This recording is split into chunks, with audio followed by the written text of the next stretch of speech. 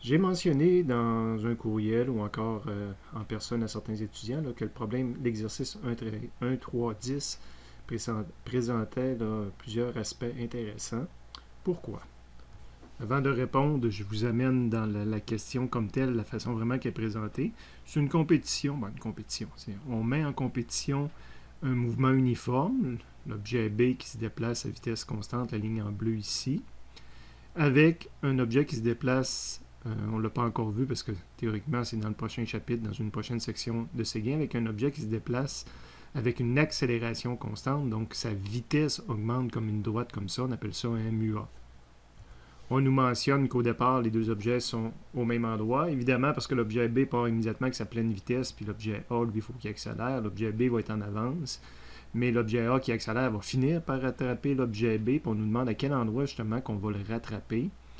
Remarque, déjà, quand on voit un point comme ça d'enseigner, ça veut dire que c'est un problème soit sans calcul ou avec des calculs pratiquement juste mentaux. C'est supposé avec des problèmes à réponse presque instantanée. Il y en a qui intuitivement, surtout, il faut avoir à l'esprit que l'air sur les courbes de vitesse, quand on calcule des airs en dessous, ça va nous donner du déplacement, des positions.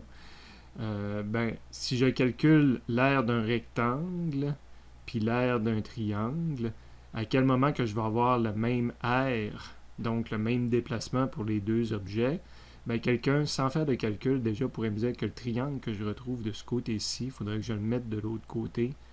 Donc, il se mettrait dans le coin ici. Je vais vous le montrer sur une autre forme tout à l'heure. Donc, la réponse serait 3 secondes, soit le double du point de rencontre, ou encore sur l'autre axe, le point c'est 2, le double de la vitesse de B. Il y en a qui le voient automatiquement, parfait, mais il reste que est-ce que c'est juste un hasard? Est-ce que c'est toujours vrai? Est-ce que même si c'est toujours vrai, est-ce que je peux le démontrer à l'aide, le justifier à l'aide d'une formule de physique, d'une loi universelle de physique ou d'outils mathématiques reconnus? Tu sais, c'est le fun des choses intuitives, des fois qu'on puisse les démontrer mathématiquement et physiquement si on veut. Et ça, moi, je vais souvent le faire, même pour des problèmes intuitifs comme ça. J'aime ça qu'on fasse une justification. Je ne vous demande jamais de démontrer des formules de physique. Moi, les démontrer, ils apparaissent plus dans ce genre de choses-là. Dire, je peux-tu prouver ça hors de tout doute là, avec des outils physiques et mathématiques? De retour à ma solution, avant de vous expliquer ce qu'il y a ici, je vais aller une page plus loin dans le bas de la page pour vous montrer plus visuellement là, ce que je viens de dire. On a de vitesse constante de B. Fait que quelle que soit l'accélération de A, j'avais une première accélération de A, l'aire du triangle va être égal à l'aire du rectangle. Si tu enlèves le petit triangle jaune puis tu le remets là, c'est là qu'on voit, là, je ne sais pas si vous arrivez à le voir visuellement, mais le triangle est égal au rectangle. Donc j'ai juste inversé ce petit rectangle-là, puis ça me donne ma réponse. Et ça va être toujours vrai, même si j'accélère plus vite. Mon triangle, ma droite va monter plus vite, hein? Mais je vais avoir un plus petit rectangle que je vais transporter ici.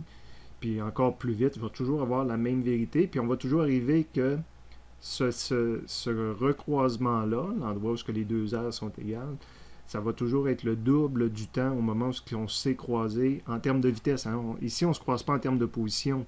Ce que vient dire le graphique, c'est qu'à T1, j'ai eu la même vitesse, les deux objets, parce que c'est un graphique de vitesse. J'ai pris quelques secondes pour changer mon Y puis mon X, là, parce que dans les faits, le Y c'est de la vitesse, puis le X c'est du temps. Donc, ce que vient dire ce point-là, c'est qu'à cet instant-là, j'avais les mêmes vitesses. J'étais pas au même endroit du tout. Je suis au même endroit au départ quand les deux sont à position 0,0, puis je suis au même endroit rendu ici quand le triangle égale le rectangle. Mais on s'aperçoit que, quelle que soit l'accélération de l'objet A, ça va toujours se produire à 2 fois l'instant que ça me prit pour avoir les mêmes vitesses. Puis quelle que soit l'accélération de l'objet A, ça va toujours se produire au moment où l'objet A a 2 fois la vitesse de B, on se recroise. Donc on le voit géométriquement, mais on peut-tu le démontrer à l'aide de formules? Donc de retour au début de ma solution, c'est ce que j'ai essayé de faire. Donc, première des remarques, les deux objets sont au même endroit au départ, les deux objets sont au même endroit à la fin. Évidemment, ils vont avoir tous les deux le même delta x. On me disait que le problème commençait à 0, puis on cherchait le temps final. Quoique, quand un problème commence à 0, chercher le temps final ou chercher le delta t, ça revient à chercher la même réponse. Attention, remarque importante, il y a encore des étudiants qui ont de la misère à faire la différence entre t et delta t, entre x et delta x. Une variable t, c'est un moment donné, c'est un moment précis dans le temps. Okay? Ça s'est produit à telle heure, à tel moment. Un delta t, c'est un intervalle de temps. Donc, si je dis que c'est écoulé 10 secondes, dans le fond, je ne sais pas quand est-ce que ça a commencé, mais je sais qu'entre le début et la fin, il s'est écoulé 10 secondes. Si on donne vraiment des valeurs de temps final, temps initial, ben là, je sais à quel moment ça s'est passé.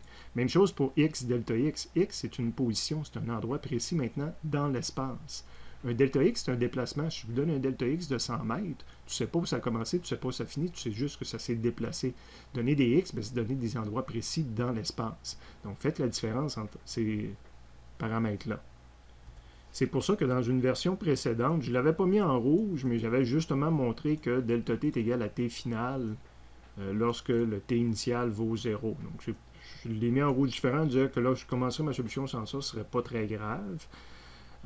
Il reste qu'après ça, ben, je cherche un delta t. Là, on est dans le chapitre 1, donc on n'a pas vu MUA encore. Donc, ce qu'on a comme outil, c'est soit des formules pour le MU, ou soit le principe là, de calculer des aires.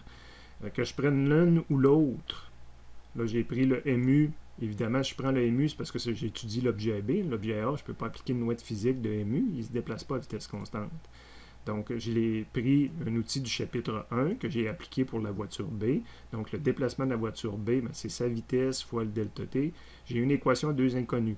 Remarque, là, j'ai pris l'équation pour le MU, mais si j'aurais pris l'outil R sous la courbe, j'aurais arrivé à la même réponse parce que j'aurais pris l'aire du triangle ici.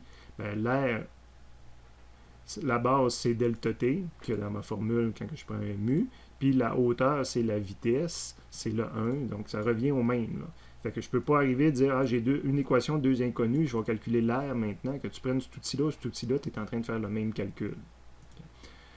Bon, j'avais une équation à deux inconnus, je cherche le delta t, donc mon inconnu supplémentaire qui me cause problème, c'est le déplacement de l'objet B. Si j'aurais une valeur ici, ben, je pourrais calculer delta t. C'est pour ça que je me suis trouvé, à partir des données de la situation, étant donné qu'on avait le même x initial, le même x final, ben, on a évidemment le même delta x.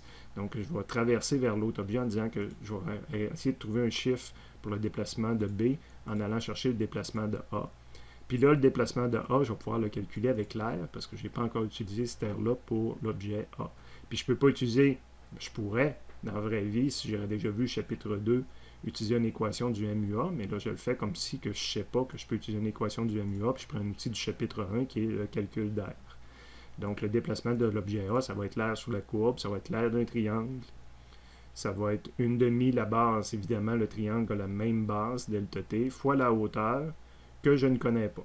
Et à partir de là, c'est là qu'il faut avoir une idée de génie, que j'ai modifié un petit peu pour la rendre plus simple, mais il reste que ça demeure une idée de génie.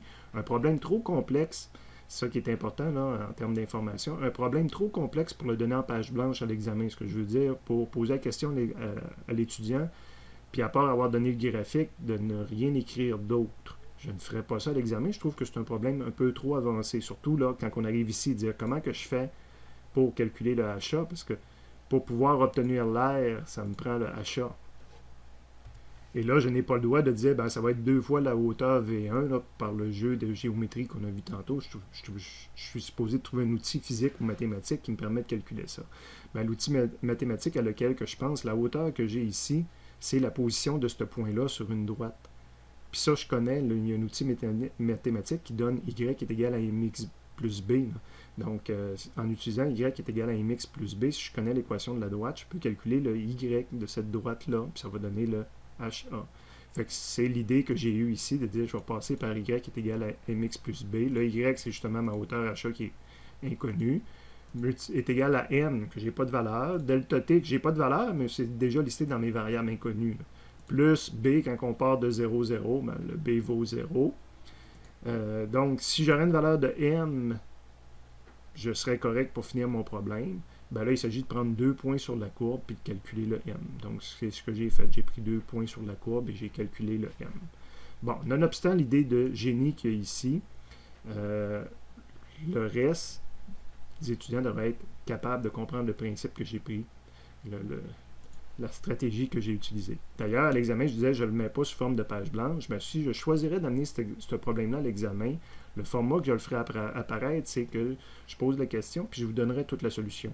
Donc, ce qui est là apparaîtrait sur la feuille d'examen avec une erreur dedans. Okay? Puis, évidemment, étant donné que ça, j'ai jugé que c'était un coup de génie, donc pas accessible nécessairement à pas monsieur, madame, tout le monde qui va y penser, surtout en situation de stress en examen, je ne mettrais pas mon erreur dans cette partie-là. Je l'aurais probablement mis dans la première partie qui fait appel à des outils que là, les étudiants sont supposés de saisir. Fait qu'exemple, je ne sais pas ce que je pourrais faire, là, mais au lieu d'avoir écrit 1 ici, je pourrais avoir écrit le 1.5 qui est ici. Là, parce qu'à un moment donné, j'avais pris le point de croisement. Donc, c'est pas bon d'utiliser le chiffre 1.5, c'est le chiffre 1 qui va à cet endroit-là, c'est parce que c'est la vitesse. Puis en ayant tout, vous êtes supposé déduire que là, je voulais la vitesse de l'objet B. La vitesse de l'objet B, c'est 1, c'est pas 1.5. Fait que c'est là que je pourrais, exemple, cacher mon erreur. Remarque, le point, quand on donne deux courbes comme ça, il y a un point qui est très important, même si tous les points, on peut les calculer quand on a le quadrigan arrière. Le point de croisement, c'est un point intéressant. Là. Puis on a vu que c'est un point tellement intéressant dans ce genre de problème-là que si je savais que c'était à 1.5 que c'est fait le croisement, ben, j'ai eu ma réponse, c'est à 3 secondes que les deux objets vont être au même endroit. Donc ce point-là est très pertinent. Et j'ai poursuivi dans mes notes de cours personnelles, qu'on peut toujours se faire imprimer, là, la démonstration, justement. J'ai fait le traitement mathématique, au lieu de procéder par une calculatrice, j'ai traité moi-même les équations, puis on obtient que on prouve que le delta t, c'est toujours 2 fois le temps du croisement de vitesse. Et on prouve aussi, en manipulant les équations, que la vitesse de l'objet A à ce moment-là, c'est 2 fois la vitesse de l'objet B.